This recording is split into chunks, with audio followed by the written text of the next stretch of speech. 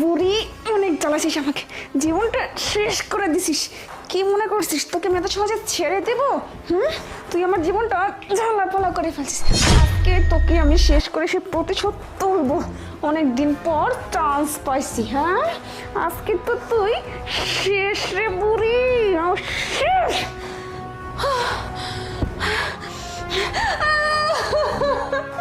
কি হয়ে গেল আমার? মা, মা, কি হয়ে গেল আমার? আমার শাশুড়ি মা মারা গেছে। কে কোথায় আছো তোমরা? এদিকে আসো। আমার এত শখের শাশুড়ি আমাকে কত ভালোবাসতো। কে আসলো সময়? আরে তুমি কি হয়ে গেছে আমার? কি ব্যাপার? কি হয়েছে? তুমি এখন আসছো, তুমি আরো আগে আসলে হয়তো এটা হতো না। আরে কি হয়েছে? কি ঘটনা কি?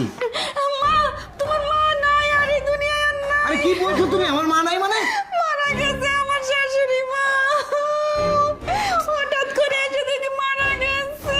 আরে আমার মাকে তো আমি ভালো দেখে গেলাম, আমার মা সুস্থ, আমার মা মারা গেল কি করে? আমি তো সেটাই জানি, আমি তো সেটাই দেখছি সবসময় সুস্থ সবল মানুষটা কি করে হঠাৎ করে ঠাস করে পড়ে মরে গেল।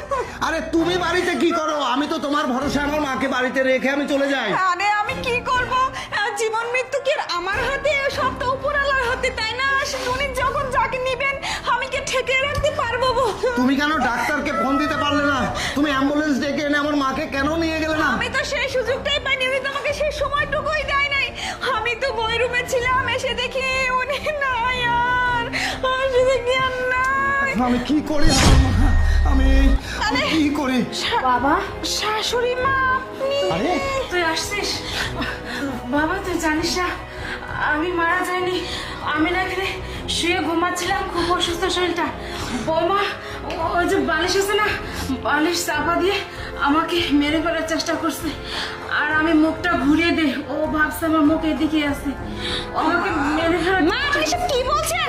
আপনি এসব মিথ্যা অপবাদ কেন দিচ্ছেন? আপনি তো এমনিতেই মনে হচ্ছিল মরে গেছেন, আমি তাই কান্নাকাটি করতেছিলাম। আমি তো ইচ্ছা করে এইসব কিছু। এই, একদম চুপ। আরে তুমি আমাকে কেন মারছো? তার মানে আমার মা সুস্থ? আমার মা সুস্থ এইভাবে শুয়ে আছে আর তুই